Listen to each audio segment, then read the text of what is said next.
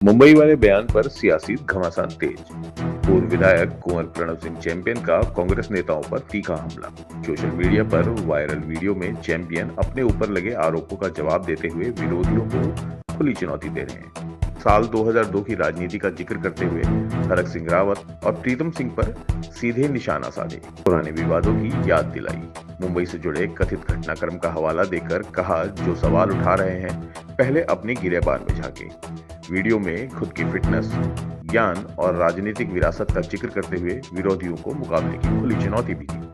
वहीं प्रदेश अध्यक्ष गणेश गोदियाल ने भी पलटवार करते हुए आरोपों का जवाब देते हुए कहा कि उस पार्टी में भाजपा के मौजूद प्रदेश अध्यक्ष महेंद्र भट्ट भी मौजूद थे। उत्तराखंड के किस किस विधायक ने उस पार्टी में डांस किया, यह स्पष्ट करने के लिए महेंद्र भट्ट से बेहतर कोई गवाही नहीं दे सकता।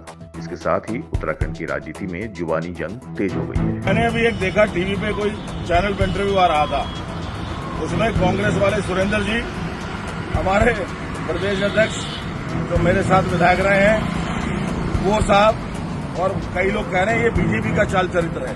कुंवर प्रणव सिंह चैंपियन महिलाओं पे नोट उड़ा रहे हैं। अरे भैया, तुम्हारी याददाश्त इतनी कमजोर हो गई, अकल पे जोर दे लो।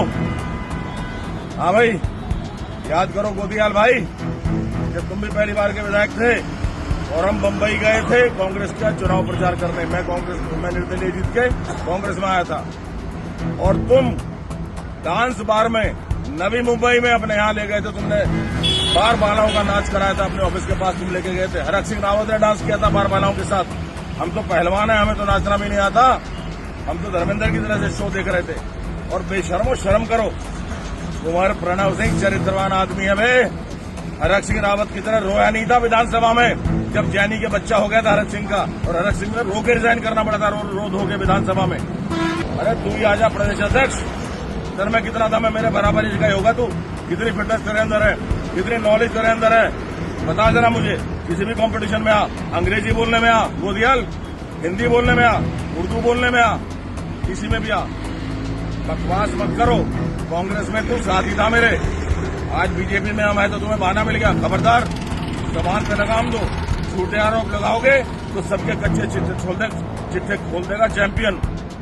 चरित्रवान हूँ, अपने पे अभिमान है, राज परिवार से हूँ, अभिमान है, किसान हूँ, अभिमान है, सुपर हेवीवेट चैंपियन रहा, अभिमान है, ज्ञानी व्यक्ति हूँ, अभिमान है।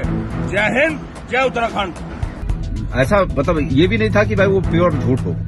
तो मैंने कहा कि ये जो मेरे पर लांछन लगा है, मैं अपने बारे में तो पूरी तरह सच कहना चाहता हूँ, लेकिन दूसरों के बारे में मैं कुछ मुझे अधिकार नहीं है कि मैं दूसरों के बारे में बहुत कुछ सच कहूँ। लिहाजा फिर भी मैंने सोचा कि इस पर मैं प्रतिक्रिया दूं, और अपने बारे में मैं जो कुछ कहूंगा वो बिल्कुल पूरी तरह सत्य है।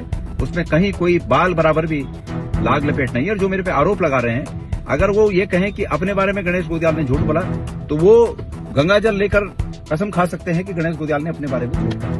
बहरहाल, कुंवर प्रणव चैंपियन, उन्होंने कल रात को एक वीडियो जारी करके कहा कि पहली बात तो कुंवर प्रणव चैंपियन के बारे में मैंने कोई ऐसा स्टेटमेंट नहीं दिया कि कुंवर प्रणव चैंपियन के जो एक्ट हैं वो बीजेपी का चाल चरित्र और चेहरा है। मैंने ऐसा कुछ कहा ही नहीं, मुझे ध्यान नहीं कि मैंने ऐसा कुछ कहा। एक पत्रकार ने मुझे जरूर उनके एक वीडियो के बारे में कहा, और मैंने ये कहा कि भाई वो राजा हैं और उनको पहले से ये सब के उसमें है, तो उन्होंने किसी को रुपया दिया ही, तो मैंने ऐसा कहा है कि कोई दिया ही तो उन्होंने, और लिया तो कुछ नहीं, दिया ही, ऐसा कुछ कहा नहीं। बहरहाल, उनको जो भी फीडबैक हो, मैं कोई सफाई नहीं देना चाहता अपने स्टेटमेंट के लिए, लेकिन उन्होंने मुझ पर यह कहा है कि 2002 में मैं उन्हें बंबई ले गया और वहां ले जाकर मैंने एक डांस बार में उनको मतलब डांस कराया या पैसे उड़ाए, ऐसा कुछ उन्होंने कहा। अब मैं उस हकीकत पर आप सब लोगों के सामने आ रहा हूं। वाकया यह है कि 2002-03 की ही बात है, बहुत पुरानी बात हो गई, या 24-25 साल होने को है। महाराष्ट्र विधानसभा का चुनाव था और भारतीय जनता पार्टी के और कांग्रेस के कई विधायकों की वहां चुनाव प्रचार में ड्यूटी लगी थी। उसमें संयोग ये था कि जिस फ्लाइट से हम लोग मुंबई उतरे, उसमें बीजेपी के विधायक भी थे और कांग्रेस के विधायक भी थे। तो एयरपोर्ट पे हंसी मजाक में मुझे सभी विधायकों ने कहा, जब चूंकि मैं अपने घर के लिए जा रहा था, ये लोग बाकी अपने अपने होटलों में जा रहे थे, मैं अपने घर के लिए जा रहा था, मेरा घर था वहां। तो जाते हुए इन सब लोगों ने मुझे कहा कि अरे भाई, आप यहाँ के बारे में अच्छी तरह वाकिफ हो, तो आपकी तरफ से तो एक पार्टी होनी चाहिए।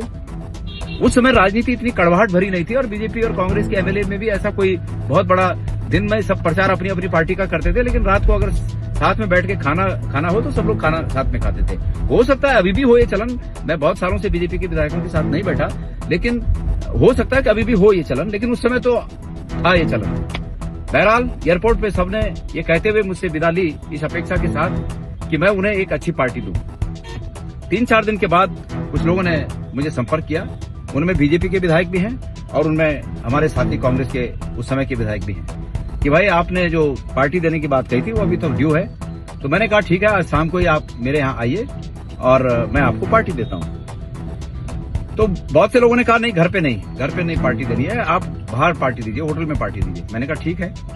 मैंने अपने घर के नजदीक एक अच्छे होटल में, अच्छे रेस्टोरेंट में पार्टी का आयोजन किया और उसमें बीजेपी के भी विधायक आए और हमारे साथी कांग्रेस के विधायक भी आए।